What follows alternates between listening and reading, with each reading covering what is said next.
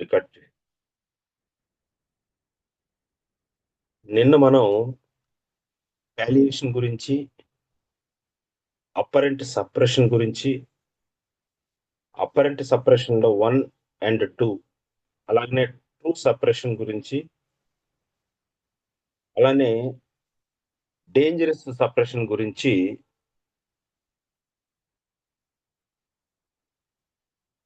మనం చదువుకున్నాం. Dangerous suppression గురించి, పాలియేషన్ ఏ విధంగా, సిమ్టమ్స్ ఏమైతే పాలియేషన్ అని అంటాము, పాలియేషన్ లో జరిగే విషయాలు, వీటన్నిటిలో మనకు ఇబ్బంది పెట్టేది సప్రెషన్. ఎక్కడైతే lower part of the organs, అంటే లోయర్ రెస్పిరేటరీ ట్రాక్ట్, అలానే లోయర్ డీప్ యూరినరీ ట్రాక్ట్, ఇలాంటి ప్రదేశాలు, స్మాల్ ఇంటెస్టైన్స్ ఓపెన్ సిస్టమే, కాకపోతే చాలా డీపర్ ప్లేసెస్ లో అయి ఉంటాయి. ఇది డేంజరే. అలాగనే క్లోజ్డ్ సిస్టమ్ లో ఎక్కడ ఎక్స్ప్రెస్ కాబడని చోట, బయటికి రాలేని చోట డిసీజ్ వెళ్ళి కూర్చుంటే దాన్ని డేంజరస్ సప్రెషన్ కిందకి తీసుకుంటాం. క్రానిక్ డిసీజెస్ లో కేసు తీసుకునేటప్పుడు ఈ విషయం మాత్రం చాలా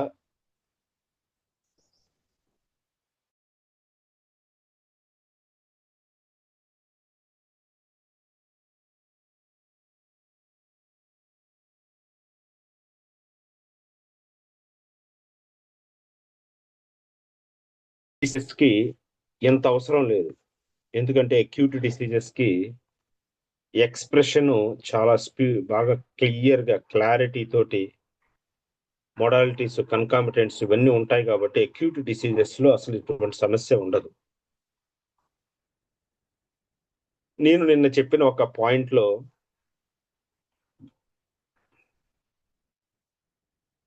అక్యూట్ డిసీజెస్ ఈజీనే ట్రీట్ చేయటం, క్రానిక్ డిసీజెస్ కష్టము అని చెప్పాను. ఇప్పుడు కొంతమంది యుద్ధానికి వచ్చేస్తారు. అక్యూట్ డిసీజెస్ అంత ఈజీ అయితే మీరు వెంటనే చేసేసేయండి, అక్యూట్ డిసీజెస్ అన్ని ట్రీట్ చేసేసేయండి, అంత ఈజీనా?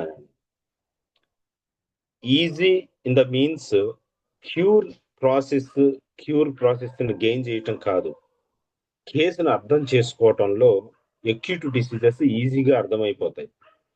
ఎందుకంటే మొడాలిటీస్ బాగా దొరుకుతాయి, కన్కామిటెంట్స్ బాగా దొరుకుతాయి, పేషెంట్ కూడా అన్ని సిమ్టమ్స్ గుర్తు పెట్టుకొని ఈజీగా ఎక్స్ప్రెస్ చేయగలడు. కాబట్టి అక్యూట్ డిసీజెస్ ని మనకు మెడిసిన్స్ బాగా దొరుకుతాయి. కానీ క్రానిక్ డిసీజెస్ లో మెడిసిన్ ఏది ఇవ్వాలి అన్నా చాలా కన్ఫ్యూజన్ తోటి ఉంటుంది. అంతేగాని అక్యూట్ డిసీజెస్ అలా మెడిసిన్ ఇస్తే వెంటనే తగ్గిపోతాయి, క్రానిక్ డిసీజెస్ మెడిసిన్ ఇచ్చినా తగ్గవు, ఈ ఆస్పెక్ట్ తోటి కాదు. అర్థం చేసుకునే ఆస్పెక్ట్ లో, మెడిసిన్ దగ్గరికి రీచ్ అయ్యే ఆస్పెక్ట్ లో అక్యూట్ డిసీజెస్ కి, క్రానిక్ డిసీజెస్ కి మనం ఆ డిఫరెన్స్ చూస్తాం. చాలా మంది అనుకునే విషయం ఏంటంటే అక్యూట్ డిసీజెస్ కి, acute exacerbation of the chronic diseases కి డిఫరెన్స్ తెలియకుండా చాలా మంది అవి కూడా అక్యూట్ డిసీజెస్ అని అనుకుంటూ ఉంటారు. Acute diseases different, acute exacerbation of the chronic diseases different. మనం ఇదివరకు క్లాసుల్లో చెప్పుకున్నట్టు డ్రగ్ ఇండ్యూస్డ్ డిసీజెస్, అలానే సప్రెషన్ డిసీజెస్ అని మనం చెప్పుకున్నాం. అంటే అలోపతిక్ మెడిసిన్స్ వేసిన తర్వాత సైడ్ ఎఫెక్ట్స్ తోటి వచ్చే ఆర్టిఫిషియల్ క్రానిక్ డిసీజెస్ అని, అలోపతిక్ మెడిసిన్ వేయటం మూలాన సప్రెస్ అయిపోయి డీపర్ లేయర్స్ కి డిసీజ్ వెళ్ళిపోవటం అని 2 టైప్స్ ఆఫ్ డిసీజెస్ మనం చెప్పుకున్నాం. ఇక్కడ అదే ఈ సప్రెషన్ అనే విషయంలో మనం అదే చూస్తున్నాం. క్రానిక్ డిసీజెస్ లో మాక్సిమం సప్రెషన్స్ కనిపిస్తూ ఉంటాయి, లేదా ఆల్టరేషన్స్ కనిపిస్తూ ఉంటాయి. కానీ అక్యూట్ డిసీజెస్ ప్యూర్ ఫామ్ లో ఉంటాయి. ఎప్పుడు వాటికి పెద్ద ఆలోచించాల్సిన అవసరం ఉండదు. మెడిసిన్ ఒకటి రాంగ్ అయితే రెండోదైనా సరే ఖచ్చితంగా వర్క్ చేస్తుంది. అందుకనే ఫ్రెష్ ఫామ్ లో వచ్చిన అక్యూట్ డిసీజెస్, అది ఫీవర్ కావచ్చు, డయేరియా కావచ్చు, 10 రోజుల నుంచి మోషన్స్ అవుతున్నాయి, నేను మెడిసిన్ ఇచ్చాను టక్కన అలా తగ్గిపోయింది అని చెప్పే కేసెస్ కావచ్చు, అది జలుబు కావచ్చు, ఫీవర్ కావచ్చు. ఒక్క మెడిసిన్ ఫెయిల్ అయినా రెండో మెడిసిన్ ఖచ్చితంగా అందుకుంటుంది. ఎందుకంటే ఎక్స్ప్రెషన్స్ అంత చాలా చక్కగా బాడీ ఎక్స్ప్రెషన్ చేస్తూ ఉంటుంది అక్యూట్ డిసీజెస్ అయితే. కానీ క్రానిక్ డిసీజెస్ సంబంధించి కొన్ని సప్రెస్ అయిపోయి ఉంటాయి, కొన్ని ఆల్టర్ అయిపోయి ఉంటాయి. వచ్చిన సిమ్టమ్ డ్రగ్గుదా, లేకపోతే లోపల లేయర్కి వెళ్ళిపోవటం మూలాన, ఎక్స్టర్నల్ డిసీజ్ లోపల లేయర్కి వెళ్ళిపోవటం మూలాన వచ్చిందా, లేదా వాడి కాన్స్టిట్యూషనల్ ఫీచరా, ఏది అనేది పట్టాన అర్థం కాదు. చాలా ఎనలైజ్ చేస్తేనే క్రానిక్ డిసీజెస్ ని డీల్ చేయగలం మనం.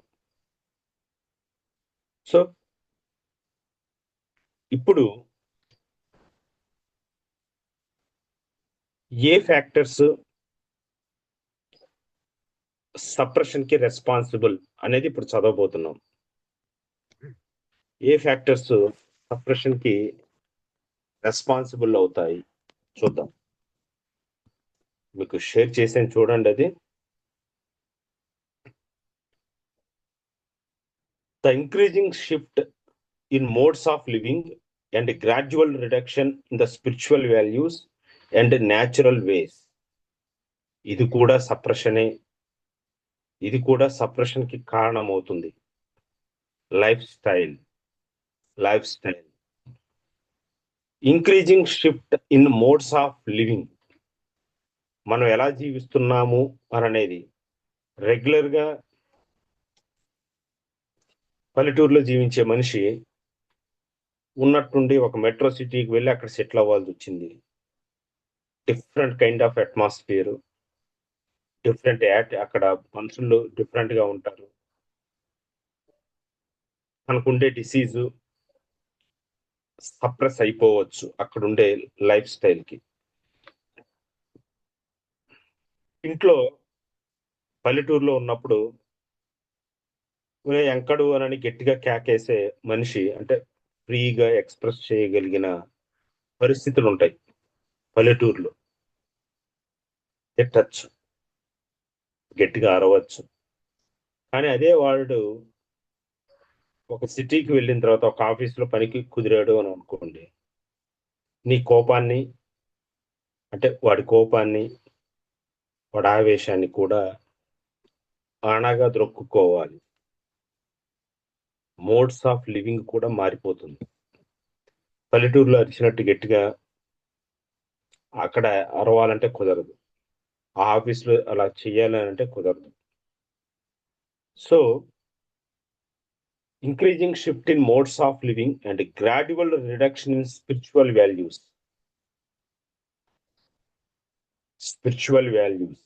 ఆధ్యాత్మికంగా ఆ ఆధ్యాత్మిక విలువలు తగ్గిపోయి మంచి చెడు, పుణ్యము పాపము ఇటువంటి ఆలోచనలు లేకుండా జీవించే వాళ్ళ విషయాల్లో క్రానిక్ డిసీజెస్ ఏర్పడే అవకాశం, అంటే సప్రెషన్స్ జరిగే అవకాశం కూడా ఉంటుంది. ఎలా పడితే అలాగే జీవించేవాళ్ళు. అంటే నిజం చెప్పవలసిన, సత్యమే చెప్పవలసిన ఆధ్యాత్మిక జీవితం అది, ఏది చేస్తే అది. కానీ ఆ స్పిరిచువల్ వాల్యూస్ లేకపోవటం, దాచిపెట్టటం, చెడు మార్గాలకి వెళ్ళటం సప్రెషన్ కి దారితీస్తూ ఉంటాయి. ఇది కూడా మనం కేస్ టేకింగ్ తీసుకునేటప్పుడు అడగాల్సింది ఇదివరకు ఎలా జీవించేవాడు, ఇప్పుడు ఎలా జీవిస్తూ ఉన్నారు అనేది. And natural ways.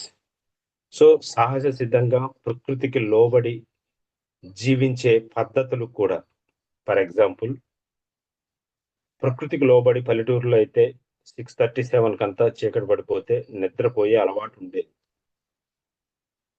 ఇప్పుడు అలాగ నిద్రపోరు. పగలు నిద్రపోయి రాత్రి మేలుకుంటారు. న్యాచురల్ వే కాదది. అలాగనే లైఫ్ స్టైల్ విషయంలో మెడిసిన్స్ వాడి బయోలాజికల్ ఫంక్షన్స్‌ని కంటిన్యూ చేసుకునే, మెడిసిన్స్ వాడి న్యాచురల్‌గా జరగాల్సిన బయోలాజికల్ ఫంక్షన్స్‌ని రెగ్యులేట్ చేసుకునే పద్ధతుల్లో కూడా ఈ సప్రెషన్స్ జరిగే అవకాశం ఉంటుంది. అంటే రాత్రి నిద్రొస్తుంది. నువ్వు ఏదో ఒక డ్రగ్ యేసుకుంటావు. నిద్ర రాకూడదు. లేదా కాఫీ తాగుతావు, టీ తాగుతావు. బ్రెయిన్ మళ్ళీ జరగవలసిన ప్రాసెస్‌కి అపోజిట్‌గా వెళ్తూ ఉంటుంది. జరగవలసిన ప్రాసెస్ నిద్ర. నువ్వు నిద్ర రాకుండా ఆపుతున్నావు. మొబైల్ కావచ్చు, లేతే ఏదైనా కావచ్చు. ఇవన్నీ సప్రెషన్‌కి లీడ్ అవుతాయి. వస్తున్న నిద్రని నువ్వు ఆపేస్తున్నావు. Second point. A high rate of consumption of synthetic foods, readymade food, junk food, confectioneries, stimulants, food preservatives and cosmetics in daily life. ఇవి కూడా సప్రెషన్‌కి లీడ్ చేస్తాయి. High rate of consumption of synthetic foods. బయట దొరికే ఆర్టిఫిషియల్‌గా తయారు చేసిన flavours తోటి ఉండే, ఆ కలర్ తోటి ఉండే ఫుడ్స్ తీసుకున్నప్పుడు కూడా సప్రెషన్స్ జరిగే ఉంటుంది. ఆ కలర్‌లో ఏ కెమికల్ ఉందో, ఏ బయోలాజికల్ ఫంక్షన్‌ని సప్రెస్ చేస్తదో అది తెలీదు. రెడీమేడ్ ఫుడ్ ప్రిపరేషన్స్, అలాగనే junk food, confectioneries, stimulants, food preservatives and cosmetics. Sweat రాకుండా. నిన్న ఒక కేసు, ఆవిడ ఓల్డ్ కేసే. మళ్ళీ నిన్న కొత్తగా వచ్చారనమాట. బయటికి వెళ్తే సుమారు ఒక సెంటీమీటర్ ముందాన మేకప్ మొత్తం చేతులకి, కాళ్ళకి పూసేసుకొని బయలుదేరతారావిడ. ఇప్పుడు ఆవిడ కంప్లెయింట్ ఏంటంటే, స్వెట్ గ్లాండ్స్ పనిచేయటం మానేసాయి. స్వెట్టే రాదు. కాస్మెటిక్స్ అంత మందాన రాసేసి, ఒక పింపుల్ రానివ్వదు బయటికి. ఒక స్వెట్టింగ్ రానివ్వదు. ఈవెన్ సెబేషియస్ సెక్రెషన్స్ కూడా రాకుండా స్కిన్ అంతా డ్రై అయిపోయింది. ఇది కాస్మెటిక్స్ చేసిన సప్రెషన్స్. విపరీతమైన ఎస్థెటిక్ సెన్స్ ఉంటే, బయటికి వెళ్ళితే, ఫంక్షన్‌కి వెళ్తే రోజువారీ పొద్దున్న, మధ్యాహ్నం, సాయంత్రం రాయటమే. వాళ్ళ హస్బెండ్ అంటారు, చెమట పట్టేలాగా చేయకండి. మీ దగ్గరకు రాకుండా అయిపోతుంది. ఇప్పుడు మళ్ళీ మీరు చెమట పట్టిస్తే మేకప్ అంతా పోతుంది అని బాధపడతది. కాబట్టి ఆవిడకి చెమట పట్టకూడదు. అంటే అంత ఓవర్ ఎస్థెటిక్ కాన్షియస్‌నెస్ అన్నమాట. ఆవిడకిప్పుడు స్వెట్ గ్లాండ్స్ పనిచేయట్లేదు. ఒళ్ళంతా హీట్ అయిపోతుంది. నీళ్ళలో కాళ్ళు పెట్టి ఉండాల్సిన స్థితొచ్చింది. సప్రెషన్స్. కాస్మెటిక్స్ నుంచి జరిగిన suppressions. A greater use of artificialities like air conditioners or room heaters, etc., where they would normally be not required. బయట 50 డిగ్రీస్ సెంటిగ్రేడ్ ఉంటే మన బాడీ దాన్ని తట్టుకోలేదు కాబట్టి, ముఖ్యంగా గల్ఫ్ కంట్రీస్‌లో లాగా మనం ఏసీ వేసుకోవటంలో ఎటువంటి ఇబ్బంది లేదు. మినిమమ్ టెంపరేచర్ కూడా భరించలేకుండా ఎప్పుడు ఏసీల్లో బతికే వాళ్ళకి ఈ స్వెట్ గ్లాండ్స్ నుంచి వచ్చే బయట సెక్రెషన్స్ అవి బయటికి వెళ్ళవు. సో, అవసరం లేని చోట కూడా ఎయిర్ కండిషనర్స్, అవసరం లేని చోట కూడా హీటర్స్ వాడే వాళ్ళలో కూడా సప్రెషన్స్ జరుగుతూ ఉంటాయి అని చెప్తూ ఉన్నారు. Next, frequent external applications, mineral baths etcetera for lesions on the skin or dry skin. Mineral baths, external applications అంటే స్టిరాయిడ్స్ కావచ్చు, లేదా అదర్ టైప్ ఆఫ్ మెడికమెంట్స్ కావచ్చు ఏదైనా. అలానే మినరల్ బాత్స్ ఇప్పుడు న్యాచురోపతిలో ఎక్కడైనా చేపిస్తున్నారో తెలియదు కానీ మినరల్ బాత్స్ ఉంటాయి. సల్ఫర్ ఎక్కువగా ఉండే మినరల్ బాత్స్, ఔషధం ఉండే సెలయేరు కానీ లేదా కోనేరులు అంటూ ఉంటారు, దాంట్లో ఔషధ గుణాలు ఉన్నాయి, దాంట్లో మునిగితే చర్మ రోగాలు పోతాయి అనేవన్నీ ఇవే మినరల్ బాత్స్. అయితే మెడిసిన్ ఉండే కంటెంట్స్ దాంట్లో ఏముంటాయి, ఆకులతోటి కాదు, ఆ భూ ఆ సాయిల్లో ఉండే ఫాస్ఫరస్ సల్ఫరు ఆ నేలలో కలిసి వాళ్ళకు ఉండే స్కిన్ డిసీజెస్ ని కాస్త తగ్గిస్తూ ఉంటాయి అని అనేది నమ్ముతూ ఉంటారు, రోజు వచ్చి స్నానం చేస్తూ ఉంటే. అటువంటివి కూడా సప్రెస్ చేస్తాయి, ఎక్స్ప్రెస్ చేయనివ్వకుండా అని చెప్తున్నారు. Mental or physical events due to shock, accident, injection or exposure to toxic matter. Mechanical interventions for diagnostic, therapeutic, or reparative purposes, no matter whether they are radical or conservative in nature. MRI కావచ్చు, X-rays కావచ్చు, diagnosis కి use చేసేటువంటి radiations ఇచ్చే machines కావచ్చు, కొన్ని కొన్ని suppress చేసేస్తాయి. ఒక కేసు, సెల్ ఫోన్ టవర్ ప్రాంతంలో నివసించే ఒక అమ్మాయికి మెన్సెస్ యాబ్సెన్స్ అయిపోయింది. ఆ డాక్టర్ గారు అన్ని మెడిసిన్స్ ఇచ్చారు, ఏంటి వర్కౌట్ అవ్వట్లేదు, మెన్సెస్ స్టాప్ అయిపోయినాయి, ఇక ఇది కూడా ఇచ్చి చూద్దాం అని చెప్పేసి మ్యాగ్నటిస్ పోలి అని ఒక మెడిసిన్ ఉంటుంది, పోలిశాంబో అని. మ్యాగ్నటిస్ పోలిశాంబో అంటే మ్యాగ్నెటిక్ ఫీల్డ్ లో ఆ ఫీల్డ్ ని శాక్లాక్ ఆ ఫీల్డ్ కి ఎక్స్పోజ్ చేసి తయారు చేసిన మెడిసిన్. సెల్ ఫోన్ టవర్ నుంచి వచ్చే ఎలక్ట్రోమాగ్నెటిక్ వేవ్స్ ఆవిడ మెన్సెస్ ని రాకుండా చేసేది. అప్పుడు మ్యాగ్నటిస్ పోలి అంబో ఇస్తే 200 పొటెన్సీస్ ఇస్తే మెన్సెస్ అనేది మళ్ళీ రీజనరేట్ అవ్వటం జరిగింది, మరి రీఅపియర్ అవ్వటం జరిగింది. సో ఎంఆర్ఐలో వచ్చే రేడియేషన్ ని, అలాగే ఎక్స్రేలో వచ్చే రేడియేషన్, ఇవన్నీ కూడా కొన్ని కొన్ని ఫంక్షన్స్ ని సప్రెస్ చేస్తాయి. దానికి అంతటి పవర్ ఉంటాయి, ఆ రేడియేషన్స్ కి అంత కెపాసిటీ ఉంటుంది. అది కూడా మనం ఆలోచించాలి. అలానే థెరప్టిక్ పరంగా ఇచ్చే మెడికేషన్స్ ఆర్ రేపరేటివ్ పర్పసెస్, మళ్ళీ రిపేర్ చేయడానికి యూజ్ చేసే ఏజెంట్స్ కావచ్చు, no matter whether they are radical or conservative in nature. అంటే రెగ్యులర్ గా మనం యూజ్ చేసే మెడిసిన్స్ కావచ్చు, రాడికల్ గా ఒక పార్ట్ ని తీసేసేవి కావచ్చు. ఫర్ ఎగ్జాంపుల్ హిస్టరెక్టమీ చేశారు, మెన్సెస్ ని సప్రెస్ చేసినట్టే.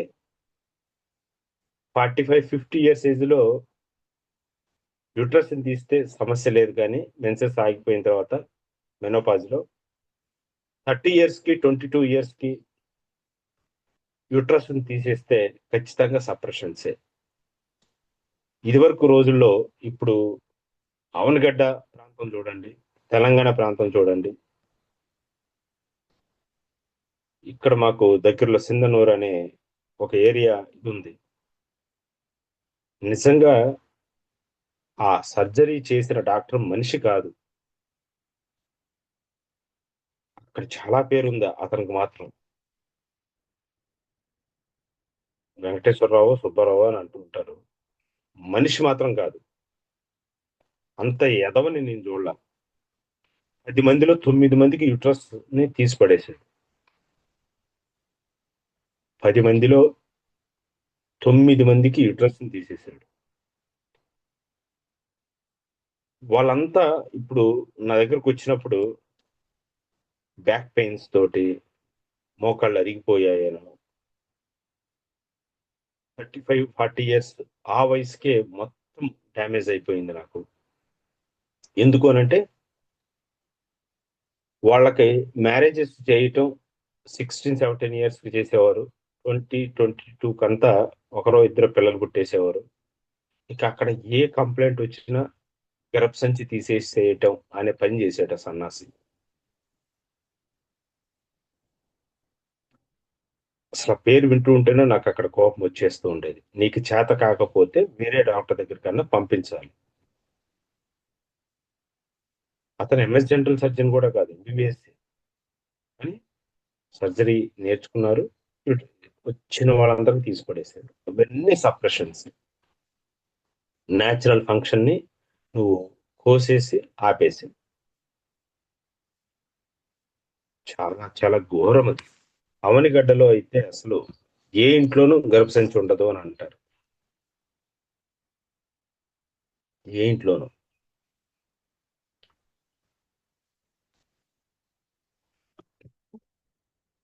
Next repeated vaccinations, serum therapies కూడా సప్రెషన్స్‌కి కారణమవుతాయి. Repeated vaccinations and serum therapies అంటే శరీరం సహజంగా కొన్ని డిసీజెస్‌ని ఎక్స్‌ప్రెస్ చేయటానికి ముందు ఈ వ్యాక్సినేషన్స్ వేసినప్పుడు కొన్ని డిసీజెస్‌ని బాడీ ఎక్స్‌ప్రెస్ చేయదు. కొన్ని డిఫెన్సివ్ రిలేటెడ్ ఫంక్షన్స్‌ని అది ఎక్స్‌ప్రెస్ చేయలేదు.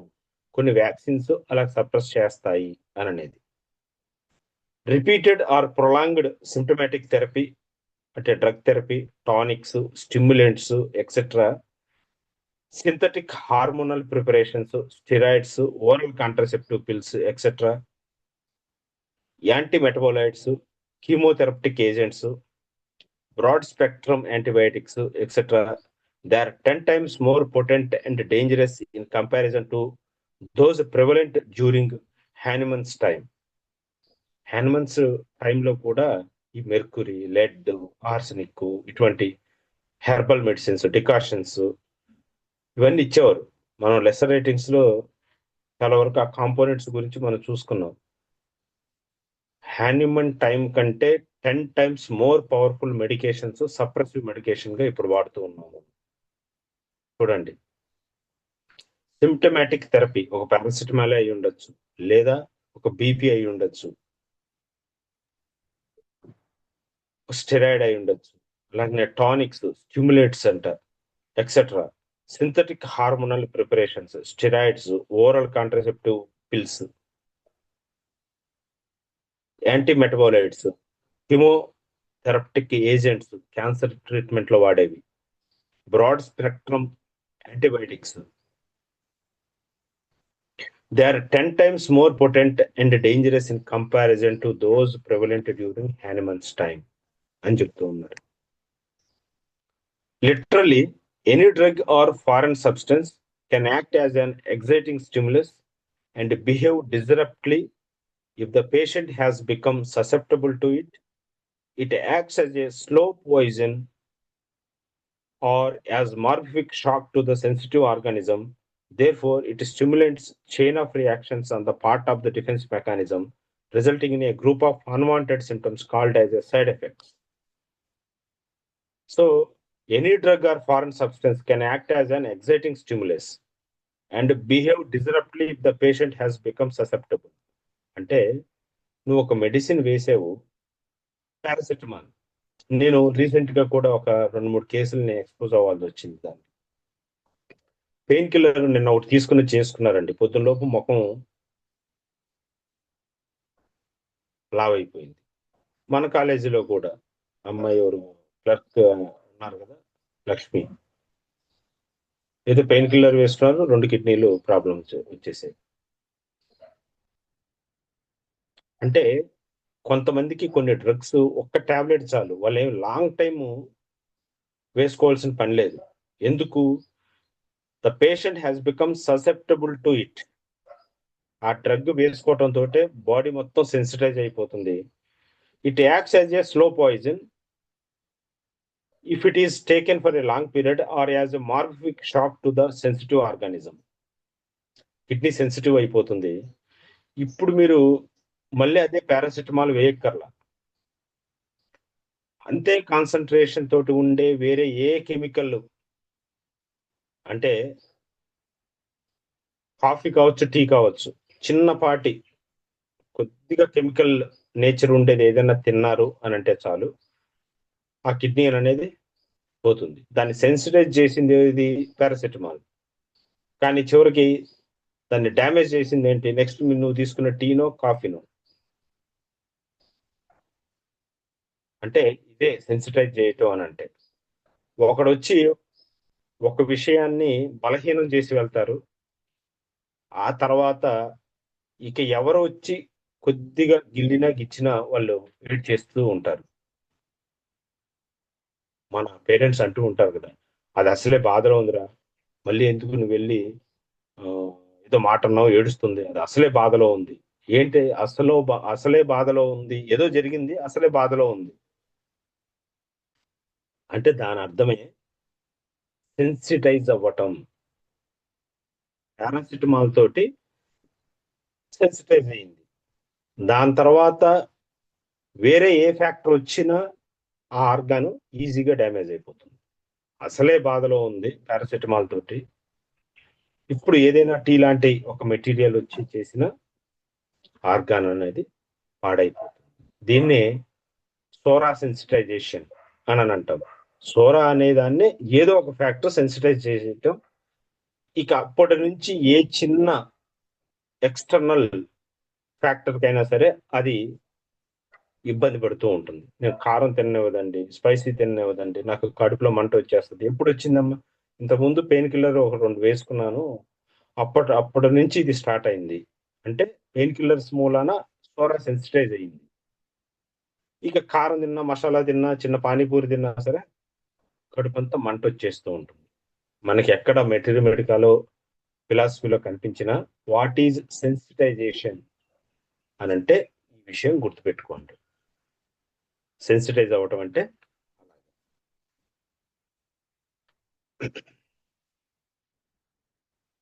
సో ఇక్కడ డ్రగ్ సైడ్ ఎఫెక్ట్స్ వచ్చేస్తూ ఉంటాయి.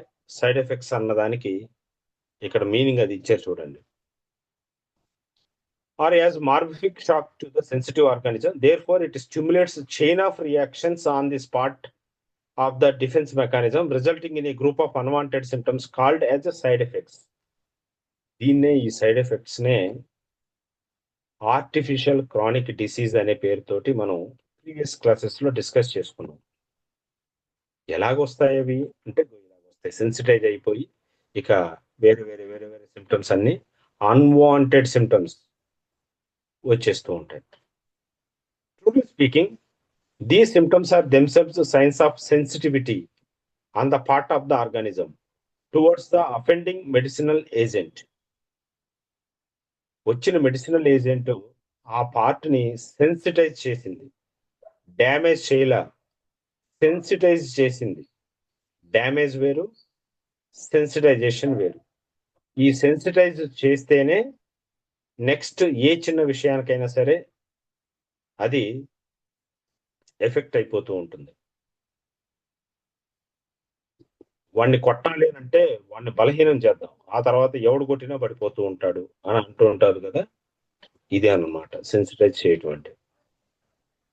They are the best possible responses of the defence mechanism to counteract the morphic stimulus of the drug like any other exciting factor. The side effects of a particular chemical agent may be immediate or delayed.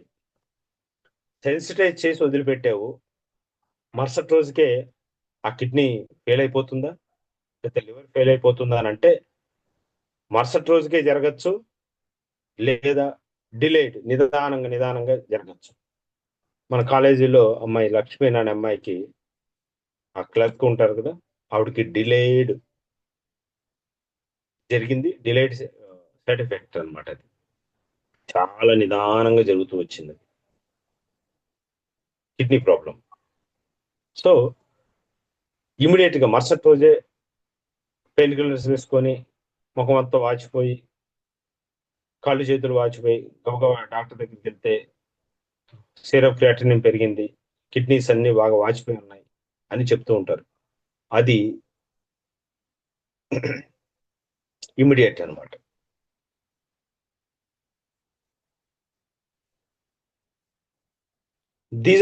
There are cases in whom an antibiotic, penicillin, aspirin, etc. has produced distressing side effects after third or fourth dose. First dose కి sensitise అవుతుంది, నువ్వు మానుకోలేదు, రెండో dose ఇచ్చావు, మూడో dose ఇచ్చావు, నాలుగో dose కంతా ఇక సైడ్ ఎఫెక్ట్స్ అనేది మొదలైపోతూ ఉంటుంది. అంటే ఒక సైడ్ ఎఫెక్ట్ వచ్చింది అని అంటే అంతకుముందు అక్కడ సోరా అనేది సెన్సిటైజ్ అయ్యింది because of drug, because of external ailment, ఏదైనా కావచ్చు, నాట్ ఓన్లీ అలోపతిక్ మెడికేషన్స్. మనం ఇచ్చిన మదర్ టించర్ మూలాన్ని కావచ్చు, రాంగ్ మెడికేషన్ మూలాన్ని కావచ్చు, సెన్సిటైజ్ అయిపోయి ఈజీగా సైడ్ ఎఫెక్ట్స్ లోకి శరీరం దారి తీయటాన్ని మనం సెన్సిటైజేషన్ అని అంటాం. Sensitization that followed by side effects. Sensitization అవ్వకుండా సైడ్ ఎఫెక్ట్స్ రావు. ఈ విషయం బాగా ఇక్కడ తేల్చి చెప్పారు ఈయన. I remember a case of primary Shankar who was brought to our hospital in a state of anaphylactic shock after the fourth injection of penicillin. The first three were accepted without any problem. He was treated with Aconite Nepalis 0/3 to 0/8 every 15 minutes, followed by Epis 0/3 every 30 minutes along with the IV fluids. ఈయన తన clinical experience చెప్తూ ఉన్నారు. శాంకర్ మరి syphilis ఆయన టైంలో, ఈయన old person కాబట్టి ఆయన టైంలో సిఫిలిస్ బాగానే ఉండేది, ఇప్పుడు రోజుల్లో కొద్దిగా తక్కువైంది ఎస్టీడీస్. దానికి పెన్సిలిన్ ఇంజెక్షన్స్ ఇస్తూ ఉంటారు. 3 ఇంజెక్షన్స్ ఇచ్చే వరకు సెన్సిటైజ్ అయ్యింది. ఫస్ట్ ఇంజెక్షన్ కి సెన్సిటైజ్ అయ్యి ఉండొచ్చు, సెకండ్ థర్డ్ ఇంజెక్షన్స్ కి ఇక ఫ్యాక్టర్స్ కి, ఎగ్జైటింగ్ ఫ్యాక్టర్స్ కి ఎక్స్పోజ్ అవటం కాబట్టి ఫోర్త్ ఫ్యాక్టర్స్ కంతా సైడ్ ఎఫెక్ట్స్ స్టార్ట్ అయిపోయింది. తర్వాత ఎకోనైట్, అలానే ఎపిస్ ఇచ్చి, బహుశా అది కిడ్నీ సమస్య అయి ఉంటుంది. ఇక్కడేమో కిడ్నీ అనేది మెన్షన్ చేయలేదు, ఎన్ఫిలాటిక్ షాక్ అని అన్నారు. సో ఎన్ఫిలాటిక్ షాక్ లో కిడ్నీ ఫంక్షన్ కూడా, కిడ్నీ ఫంక్షన్ ఆగిపోతే ఎపిస్ వాడచ్చు అనమాట. So aconite, Apis for anaphylactic shock అనే విషయం మైండ్ లో పెట్టుకోండి. Another case of sudden shock with a peripheral circulatory failure after taking double dose of antihypertensive by mistake was also treated at our indoor with the Carbovez 0/1 to 0/6 every 10 to 15 minutes.